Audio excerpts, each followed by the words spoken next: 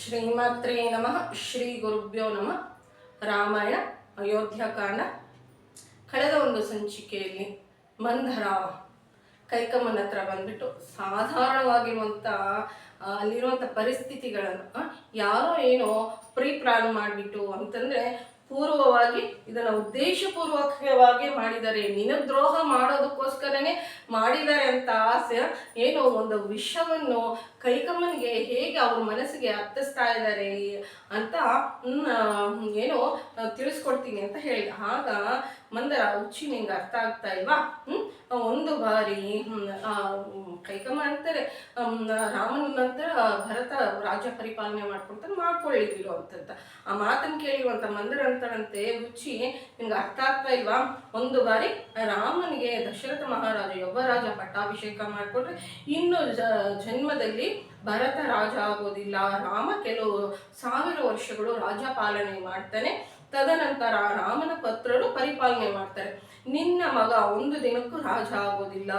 ಒಂದು ಮಾತನ್ನು ನೆನ್ಪಿಟ್ಕೋ, ಸುಮಿತ್ರಾಗಿ ಇರುವಂತ ಇಬ್ಬರು ಮಕ್ಕಳಲ್ಲಿ ಒಬ್ಬ ಮಗನಾಗಿರುವಂತ ಲಕ್ಷ್ಮಣ ಸರ್ವಕಾಲದಲ್ಲೂ ರಾಮನೊಂದಿಗೆ ಇರ್ತಾನೆ. ಅದಕ್ಕಾಗಿ ರಾಮ ಲಕ್ಷ್ಮಣನನ್ನು ತನ್ನ ಹತ್ರನೇ ಉಳ್ಕೊಳ್ಳೋ ತರ ಮಾಡಿದಾನಂತೆ. ಆದ್ರೆ ಶತ್ರುಘ್ನನ್ಗೆ ಭರತನೊಂದಿಗೆ ಇರೋದ್ರಿಂದ, ಭರತ ಅಂತಂದ್ರೆ ಪ್ರೀತಿ, ಆದ್ದರಿಂದ ಭರತನ ತನ್ನ ಹತ್ರ ಇಟ್ಕೊಂಡಿಲ್ಲ ಅಂತಂದ್ರೆ ಇಲ್ಲಿ ಸುಮಿತ್ರಮ್ಮಂಗಿಲ್ದೇ ಇರುವಂತ ದುಃಖ ಈಕೆ ಬಂದಿದೆ ಮಂದರ ಅಂತಂದ್ರೆ ಅಲ್ಲಿ ಪ್ರಯತ್ನ ಪೂರ್ವಕವಾಗಿ ನಾನು ಹೇಳಿದೆ ಯಾಕೆ ಹೋಗಿದ್ರು ಏನು ಅಂತ.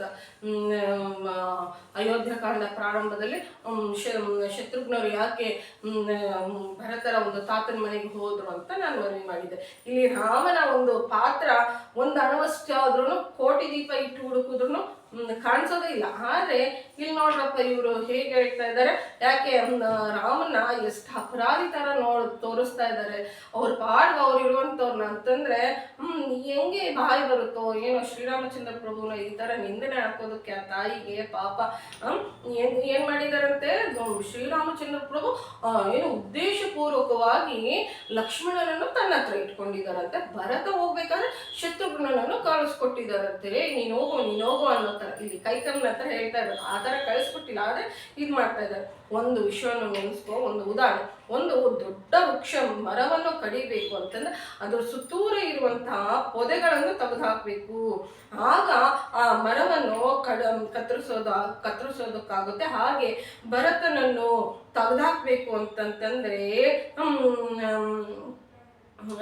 ಅಂದ್ರೆ ಅದಕ್ಕಾಗಿ ತೆಗ್ದಾಕ್ಬೇಕು ಅಂತಂದ್ರೆ ಅವಸರ ಇಲ್ಲದೆ ಇದ್ರು ಶತ್ರುಘ್ನನನ್ನು ಭರತನೊಂದಿಗೆ ಕಲಿಸ್ಬಿಟ್ಟು ಇಬ್ಬರನ್ನು ಭರತನೊಂದಿಗೆ ಕಳಿಸ್ಕೊಟ್ಟಿದ್ದಾರಂತೆ ಶ್ರೀರಾಮಚಂದ್ರ ಪ್ರಭು. ಈಕೆ ಹೇಳ್ತಾ ಇರುವಂತ ಸುಳ್ಳು, ಯಾರೋ ಮಂದರ ಹೇಳ್ತಾ ಇರುವಂತ ಸುಳ್ಳು.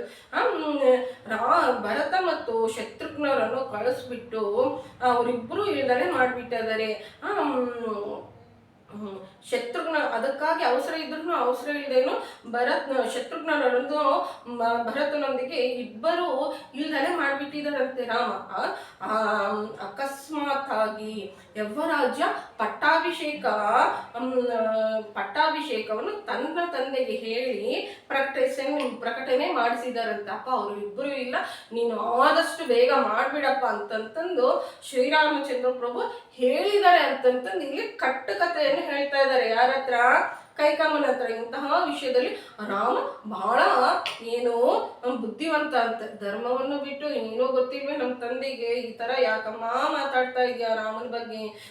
ಪ್ರಜೆಗಳೆಲ್ಲರ ಏನು ಒಂದು ಸಪೋರ್ಟ್ ಅಂತಂದ್ರೆ ಮದ್ದತನ್ನು ಕೂಡಿಟ್ಕೊಂಡ್ಬಿಟ್ಟು ಅವರೆಲ್ಲರೂ ರಾಮ ರಾಜ ಆಗ್ಬೇಕು, ಅವರೊಂದಿಗೆ ರಾಮ ರಾಜ ಆಗ್ಬೇಕು ಅನ್ನೋ ಆಮೋದ ಹೊಂದಿದ್ದಾನೆ.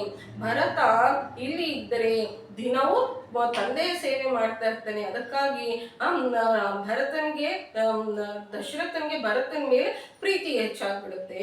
ಆಗ ನಡೀದಲೇ ಇರೋದಕ್ಕೋಸ್ಕರ ಭರತನನ್ನು ರಾಜ್ಯವನ್ನು ಬಿಟ್ಬಿಟ್ಟು ಕಳಿಸ್ಕೊಟ್ಬಿಟ್ಟಿದ್ದಾರೆ. ಇಂಗ್ಲಿಷಲ್ಲಿ ಒಂದು ವರ್ಡ್ ಇದೆ, ಔಟ್ ಆಫ್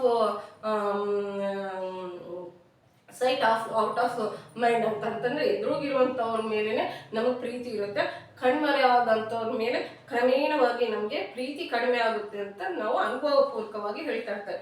ಪ್ರತಿದಿನ ರಾಮ ಪಿತೃ ಸೇವೆ ಮಾಡ್ಕೊಂತ, ಪಿತೃ ಸೇವೆ ಅಂತಂದು ಪಿತೃ ಸೇವೆ ಮಾಡಿ, ಪಿತೃ ಸೇವೆ ಅಂತ ದಶರಥನ ಸುತ್ತೂರ ತಿರುಗ್ತಾ ಆತನನ್ನು ಏನು ಒಂದು ನಮ್ಮ ಭಾಷೆಗೆ ಅಂತಂದ್ರೆ ಅವ್ರನ್ನ ಮಸ್ಕ ಹೊಡೆದ್ಬಿಟ್ಟು ನೈಸಾಗಿ ಇದು ಮಾಡಿಬಿಟ್ಟು ಅವ್ರಿಗೆ ಪಟ್ಟಾಭಿಷೇಕ ಹೊಂದ್ತಾ ಇದ್ದಾನೆ.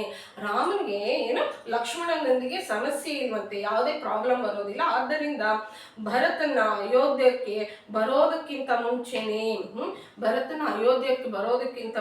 ಆತನ ಕೊಂದು ಬಿಡ್ತಾನೆ. ಅದಕ್ಕಾಗಿ ನನ್ನ ಮಾತನ್ನು ಕೇಳು ಕೈಕ, ನಿನ್ನ ಮಗನನ್ನು ಅಲ್ಲಿಂದ ಅಲ್ಲಿಗೆ ಎಲ್ಲಾದ್ರೂ ಅಯೋಧ್ಯಕ್ಕೆ ಬರಬೇಡ ಅಂತ ಹೇಳು, ಅರಣ್ಯವಟ್ಟನ್ನು ಇಟ್ಕೊಂಡು ಓಡೋಗ್ಬಿಡು ಅಂತ ಹೇಳ್ಬಿಡು. ಒಂದು ಸಾರಿ ರಾಮ ಪಟ್ಟಾಭಿಷೇಕ ಮಾಡ್ಕೊಂಡ್ರೆ ಪ್ರಜೆಗಳು ಆತನ ಮೇಲಿರುವಂತ ನಂಬಿಕೆ ಇನ್ನೂ ಬೆಳೆಯುತ್ತೆ. ಇನ್ನು ತನ್ನ ರಾಜ್ಯದಲ್ಲಿ ಶೇಷದಿಂದಲೇ ಮಾಡ್ಕೊಂಡ ತರ ನೋಡ್ಕೊಳ್ತಾನೆ ಅಂತಂತಂತೆ. ಇಷ್ಟು ದಿನ ಬಹಳ ಅಂದವಾಗಿದ್ಯಾ ಅಂತಂತ ಅಹಂಕಾರದಿಂದ ಗಂಡನ ಸೆರಗಲ್ ಕಟ್ಟಾಕೊಂಡು ತಿರುಗ್ತಾ ಇದ್ದೆ. ಅತಿಶಯದಿಂದ ಕೌಸಲ್ಯರೊಂದಿಗೆ ಪ್ರವರ್ತನೆ ಮಾಡಿದ್ಯಾ, ಕೌಸಲ್ಯನ ಬಹಳ ಅವಮಾನ ಮಾಡಿದ್ಯಾ, ಪಟ್ಟದರ್ಶಿ ಅಂತ ಕೂಡ ನೋಡಿದ್ರೆ ಅವಮಾನ ಮಾಡಿದ್ಯಾ. ಈಗ ಕೌಸಲ್ಯ ನಿಂಗೆ ಬುದ್ಧಿ ಹೇಳೋದಕ್ಕೆ ಪ್ರಾರಂಭ ಮಾಡ್ತಾರೆ. ಮಗ ಏನು ಇದು ಮಾಡಿದ್ರೆ, ಏನು ರಾಜ್ಯಾಭಿಷೇಕ ಹೊಂದಿದ್ರೆ ಕೌಸಲ್ಯ ರಾಜಮಾತ ಆಗ್ತಾಳೆ. ನೀನು ಅರಣ್ಯಕ್ಕೆ ಹಿಡಿದೋಗಿರುವಂತ ಭರತನ ತಾಯಿ ಆಗ್ತೀಯ. ನೀನು ಈಗ ದಶರಥ ಮಹಾರಾಜ ಹೆಂಡತಿ ಆಗಿರೋದಿಲ್ಲಮ್ಮ, ನೀನ್ ಮುದ್ದಿನ ಹೆಂಡತಿ ಆಗಿರೋದಿಲ್ಲ, ಕೌಸಲ್ಯಗೆ ದಾಸಿ ಆಗಿರ್ತೀಯ ಅನ್ನೋಕ್ಕೋಸ್ಕರ ಪ್ರತಿದಿನ ಕೌಸಲ್ಯ ಹತ್ರ ಹೋಗ್ಬಿಟ್ಟು ಬಗ್ಗಿ ನಮಸ್ಕಾರ ಮಾಡ್ಕೋಬೇಕು. ಬಗ್ಗಿ ನೀನು ಏನ್ ಮಾಡ್ಬೇಕು, ನಮಸ್ಕಾರ ಮಾಡ್ಬೇಕಂತೆ. ಈ ತರ ಹೇಳ್ತಾರಂತಂದ್ರೆ ತನ್ನ ಮಗನಿಗೆ ಪ್ರಾಣಾಪಾಯ ಸ್ಥಿತಿ ಇದೆ ಅಂತಂದ್ರೆ ಯಾವ ತಾಯಿಗೆ ಮಾತ್ರ ತಲೆ ಹೊಡುತ್ತೇಳು, ಹೌದೇನೋ ಅಂತ ಅನ್ಸುತ್ತೆ. ಮತ್ತೆ ಹೆಣ್ಣು ಮಕ್ಕಳಿಗೆ ಒಂದು ಗಾದೆ ಇದೆ ತೆಲುಗಲ್ಲಿ, ಮೌಡು ಕೊಟ್ಟಿಂಡಂತನಕ ಅದು ಇವರು ತೋಡಿಕೋಡಲು ನವ್ವಿಂದನಿ ದುಃಖ ಮೊಚ್ಚಿಂದಿ ಅಂತಂತ ಒಂದು ಹೇಳ್ತಾರೆ. ಗಂಡ ಹೊಡೆದಿರೋದಕ್ಕಲ್ಲ, ಓರ್ಗುತ್ತಿ ನಕ್ಕಿದಾಳೆ ಅಂತಂತಂದು. ಹೆಣ್ಣು ಮಕ್ಕಳ ಮುಂದೆ ಅವಮಾನ ಆದ್ರೆ ತಟ್ಕೊಳೋದಿಲ್ಲ ಅಂತಂದು ನಮ್ಮ ಗುಣದ ಬಗ್ಗೆ ನಾನು ಹೇಳ್ಬೇಕಾ? ಹೆಣ್ಮಕ್ಳ ಗುಣದ ಬಗ್ಗೆ, ಹೆಣ್ಮಕ್ಳಾಗಿರೋದ್ರಿಂದಾನೇ ನಾನು ಭಯ ಪಡ್ದೆ. ಇಂಥ ಗುಣಗಳು ಹೆಣ್ಣು ಮಕ್ಕಳಲ್ಲಿ ಇರ್ತಾವೆ. ಯಾರ ಹತ್ರ ಗಂಡ ಅವಮಾನ ಮಾಡಿದ್ರು ಪರವಾಗಿಲ್ಲ, ಅಲ್ಲಿ ಓರ್ಗಿತ್ತಿರೋ ಇಲ್ಲ ಅಂತಂದ್ರೆ ಅತ್ತೆ ಮುಂದೆನೋ ಇಲ್ಲ ಬೇರೆಯವ್ರ ಮುಂದೆ ಅವಮಾನ ಮಾಡಿದ್ರೆ ಗಂಡನ ಮೇಲೆ ಅದನ್ನ ಏನೋ ಎರಡು ತುಂಡು ಮಾಡ್ಬೇಕು ಅನ್ನೋಷ್ಟು ಕೋಪ ಬರುತ್ತೆ. ಅವ್ರ ಮುಂದೆ ಬೈತೀರಾ, ನಿಮ್ಗೆ ಬುದ್ಧಿ ಇದೆಯಾ ಇಲ್ವಾ ಅಂತಂತಂದು ಬೈದಿರೋದಕ್ಕಲ್ಲ, ಅವ್ರ ಮುಂದೆ ಬೈದಿರೋದಕ್ಕೆ ಬಹಳ ಫೀಲ್ ಆಗ್ತಾ ಇರ್ತಾರೆ. ಈಗ ಎಲ್ಲಿಂದ ತಗೊಂಡ್ಬಂದ್ರೆ ಅದು ಕೆಲಸ ಮಾಡುತ್ತೆ ಅಂತಂತ ಮಂದರ ಟೆರರಿಸ್ಟ್ಗಳನ್ನ ತಯಾರು ಮಾಡುವಂತ ಒಂದು ಇದಕ್ಕೇನಾದ್ರೂ ಇದ್ರೆ ಈಕೆ ನಾಯಕಿ ಮಾಡ್ಬೇಕು. ಇಲ್ಲಿ ತನಕ ಕೈಕಮ್ಮ ಮಾಡ್ಕೊಳ್ಳಿ ಬಿಡು, ರಾಮ ಆದ ನಂತರ ಭರತ ಆಗ್ತಾನೆ, ಅದಕ್ಕಿಂತ ಸಂತೋಷ ನನಗೆ ಇನ್ನೇನಿದೆ ಅಂತ ಹೇಳ್ತಾರೆ. ಪ್ರತಿದಿನ ಕೈಕಾಮಂದ್ರಕ್ಕೆ ಬಂದಿರುವಂತ ದಶರಥ ಮಹಾರಾಜರ ಹತ್ರ ಕೈಕಮ್ಮ ರಾಮನಿಗೆ ಯಾವಾಗ ನೀವು ಯವರಾಜ ಪಟ್ಟಾಭಿಷೇಕ ಮಾಡ್ತೀರಾ ಅಂತಂತ ಕೇಳ್ತಾ ಇದ್ಲಂತೆ. ಅಂತ ಒಳ್ಳೆ ಮನ್ಸಿರುವಂತ ತಾಯಿನ ಏನೋ ನಿನ್ನ ಮಗ ಸತ್ತೋಗ್ತಾನೆ ಒಂದು ಮಾತುತ್ತ. ಇನ್ನೊಂದು ಏನು ಇಂಪಾರ್ಟೆಂಟ್ ಆಗಿರುವಂತ ವಿಷಯ ಅಂತಂದ್ರೆ, ನಿನ್ನ ಸೌತಿಯ ಮುಂದೆ ನೀನು ದಾಸಿ ತರ ಅನ್ನಕ್ಕೋಸ್ಕರ ಭಿಕ್ಷೆ ಬೇಡಬೇಕು ಅಂತಂತಂದ್ರೆ ಯಾರ ಮನಸ್ಸಾದ್ರೆ ಅಂತಂದ್ರೆ ಯೋಚನೆ ಇಲ್ಲದೆ ಇರೋಂಥವ್ರ ಮನಸ್ಸು, ಯಾರ ಮನಸ್ಸು ಬದಲಾವಣೆ ಆಗೋದಿಲ್ಲ ಅಂತಂತಂದು ನಾವಿಲ್ಲಿ ತಿಳ್ಕೊಬೇಕಾಗುತ್ತೆ. ಸ್ವಲ್ಪ ಆಲೋಚನೆ ಮಾಡಬೇಕಾಗುತ್ತೆ. ನಮ್ಮ ಕುಟುಂಬದವರ ಬಗ್ಗೆ ಮೂರನೇ ವ್ಯಕ್ತಿ ಬಂದು ಮಾತನಾಡುವಂತ ಅವಕಾಶ ನಾವು ಯಾವತ್ತೂ ಕೊಡಕೂಡ್ದು. ಮನೆಯ ವಿಷಯ ಗುಟ್ಟಾಗಿರ್ಬೇಕು, ರೋಗದ ವಿಷಯ ಹೊರಗಿರ್ಬೇಕು ಅಂತಂತ ಮನೆಗೆ ಗುಟ್ಟಿನ ತರ ಇರ್ಬೇಕು, ರೋಗ ರಟ್ಟು ಮಾಡ್ಬೇಕು ಅಂತಂದ್ರೆ ಪಬ್ಲಿಕ್ ಆಗಿ ಹೇಳ್ಬೇಕು ಅಂತ ನಮ್ಮ ಶಾಸ್ತ್ರಗಳು ಹೇಳ್ತಾ ಇರುತ್ತೆ. ಮಂದರ ನೀನು ಕೈಗೆ ಹತ್ರ ಬಗ್ಗಿ ನಮಸ್ಕಾರ ಮಾಡ್ಬೇಕಂತ. ಈ ವಿಷಯ ಪರಿಪೂರ್ಣವಾಗಿ ಏನಾಗ್ಬಿಡುತ್ತೆ ಆಕೆಯ ಮನಸ್ಸನ್ನು, ಯಾರ ಮನಸ್ಸು, ಕೈಕಮ್ಮನ ಮನಸ್ಸು ಈ ಮಂದರ ಹೇಳಿರುವಂತ ಮಾತಿನಿಂದ ಪೂರ್ತಿಯಾಗಿ ಬದಲಾವಣೆ ಆಗ್ಬಿಡುತ್ತೆ. ಈ ಮಂದರ ಹೇಳಿರುವಂತ ಈ ಮಾತಿನಿಂದ ಕೈಕಾ ಮನಸ್ಸಿನಲ್ಲಿ ದುರಾಲೋಚನೆ ಪ್ರವೇಶ ಆಗುತ್ತೆ. ಕೂಡಲೇ ಮಂದರ, ನಾನು ನನ್ನ ಮಗನಿಗೆ ಈ ಉಪದ್ರವದಿಂದ ಹೇಗೆ ಹೊರಗಡೆ ಆಗಲಿ, ಏನ್ ಮಾಡ್ಬೇಕು ಹೇಳು ಕೈಕಾ ಅಂತಂತಾರಂತೆ. ಆಗ ಯಾವ ರಾಮನು ತನ್ನ ಗುಣಗಳಿಂದ ಪಿತೃವಾಕ್ಯ ಪರಿಪಾಲನೆಯಿಂದ ತಂದೆಯನ್ನು ಸೇವಿಸಿ ರಾಜ್ಯವನ್ನು ಹೊಂದಿದನೋ ಆತನನ್ನು 14 ವರ್ಷಗಳು ಜಡೆಗಳನ್ನು ಕಟ್ಕೊಂಡು, ಅಂತಂದ್ರೆ ಮಂದಾರ ಹೇಳಿರುವಂಥದ್ದು 14 ವರ್ಷ, ಕೈಕಮ್ಮ ಕೇಳಿರುವಂಥದ್ದು ನವಪಂಚಚ ವರ್ಷಾಣಿ ಅಂತಂದ್ರೆ 9+5. ಇದು ದೇವತೆಗಳ ಒಂದು ನಿರ್ಣಯ ಆಗಿರುತ್ತೆ. ಕೈಕಮ್ಮನ ನಾಲಿಗೆಯ ಮೇಲೆ ಕೂತ್ಕೊಂಡು ಮಂದಾರ ಹೇಳ್ಕೊಟ್ಟಿರೋ 14 ವರ್ಷಗಳು, ಆದರೆ ಇಲ್ಲಿ ಕೇಳಿರುವಂಥದ್ದು 9+5 14 ವರ್ಷಗಳು. ಯಾರಾದ್ರೂ ಅರಣ್ಯವಾಸ ಮಾಡಿದ್ರೆ ಮತ್ತೆ ಅಲ್ಲಿ ಸಿಂಹಾಸನದ ಮೇಲೆ ಕುತ್ಕೊಳ್ಳುವಂತ ಅರ್ಹತೆ ಕಳ್ಕೊಂಡ್ಬಿಡ್ತಾರೆ. ಅದಕ್ಕೋಸ್ಕರನೇ 14 ವರ್ಷಗಳು ಅಂತ ಹೇಳ್ತಾರೆ. ಇಲ್ಲಿ ನಾವು ಮಹಾಭಾರತದಲ್ಲೂ ಕೇಳಿರ್ತೀವಿ 13 ವರ್ಷ ವನವಾಸ, 1 ವರ್ಷ ಅಜ್ಞಾತವಾಸ ಅಂತ ಕೇಳಿರ್ತೀವಿ. ಇದಕ್ಕೆ 14 ವರ್ಷ ಅಂತ ಹೇಳುವಂಥದ್ದು. ನಾರಸೀರೆ ಕಟ್ಕೊಂಡು 14 ವರ್ಷಗಳು ಜಟೆಗಳನ್ನು ಕಟ್ಕೊಂಡು ನಾರಸೀರೆ ಉಟ್ಕೊಂಡು ದಂಡಕಾರಣ್ಯಕ್ಕೆ ಕಳಿಸ್ಬೇಕು.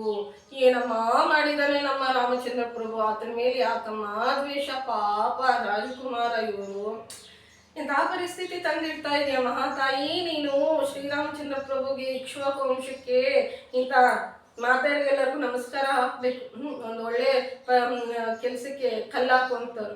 ನಿನ್ನ ಮಗ ಅದೇ ಮುಹೂರ್ತದಲ್ಲಿ ಪಟ್ಟಾಭಿಷೇಕ ಮಾಡ್ಕೋಬೇಕು. ರಾಮ 14 ವರ್ಷಗಳು ಅರಣ್ಯಕ್ಕೆ ಹೋಗಿರೋದ್ರಿಂದ ನಿನ್ನ ಮಗ ಸಿಂಹಾಸನದ ಮೇಲೆ ಕುತ್ಕೊಂಡು ಪ್ರಜೆಗಳನ್ನೆಲ್ಲರೂ ಮದ್ದತನ್ನು ಸಂಪಾದನೆ ಮಾಡ್ತಾನೆ. ನಿನ್ನ ಮಗ ಪ್ರಜೆಗಳ ಎದೆಯಲ್ಲಿ ಚೆನ್ನಾಗಿ ಕೂತ್ಕೊಂಡು ಹೋಗ್ಬಿಡ್ತಾನೆ. ರಾಮ ತಿರುಗಿ ಬಂದು ಆತನನ್ನು ತಪ್ಪಿಸ್ಬಿಡ್ತಾನೆ. ಆದ್ದರಿಂದ ರಾಮ 14 ವರ್ಷಗಳು ವನವಾಸ ಅರಣ್ಯವಾಸಕ್ಕೆ ಕಳಿಸು, ನಿನ್ನ ಮಗನಿಗೆ ಪಟ್ಟಾಭಿಷೇಕ ಮಾಡಬೇಕು ಅಂತ 2 ವರಗಳನ್ನು ಕೇಳು ಅಂತ 2 ವರಗಳನ್ನು ಕೇಳು ಅಂತ ಹೇಳ್ಕೊಡ್ತಾರಂತೆ. ಮುಂದೆ ಈ 2 ವರಗಳು ಯಾಕೆ ಕೇಳ್ತಾರೆ, ಯಾಕೆ ದಶರಥ ಮಹಾರಾಜರು ಇಷ್ಟು ದೊಡ್ಡ ನಿರ್ಣಯ ತಗೊಳ್ತಾರೆ, ರಾಮನ ಅರಣ್ಯವಾಸಕ್ಕೆ ಯಾಕೆ ಕಳಿಸ್ಕೊಡ್ತಾರೆ, ಭರತನಿಗೆ ಹೇಗೆ ಪಟ್ಟಾಭಿಷೇಕ ಮಾಡೋದಕ್ಕೆ ಒಪ್ಕೊಳ್ತಾರೆ, ಇಂತಹ ಪರಿಸ್ಥಿತಿಗೆ ಕಾರಣವಾಗಿರುವಂಥ ಹಿಂದೆ ನಡೆದಿರುವಂಥ ಸನ್ನಿವೇಶ ಏನು ಅಂತ ಮುಂದಿನ ಒಂದು ಸಂಚಿಕೆಯಲ್ಲಿ ನಾನು ತಿಳಿಸ್ಕೊಡಲು ಪ್ರಯತ್ನ ಮಾಡ್ತೀನಿ. ಸದ್ಗುರುನಾಥ್ ಮಹಾರಾಜ್ ಕಿ ಜೈ. ಜೈ ಶ್ರೀರಾಮ್. ನಮ್ಮ ಚಾನೆಲ್ ಇಷ್ಟ ಆಗಿದ್ರೆ ಸಬ್ಸ್ಕ್ರೈಬ್ ಮಾಡ್ಕೊಳ್ರಿ, ಶೇರ್ ಮಾಡಿ ಹಾಗೂ ಲೈಕ್ ಮಾಡಿ. ಜೈ ಶ್ರೀರಾಮ್.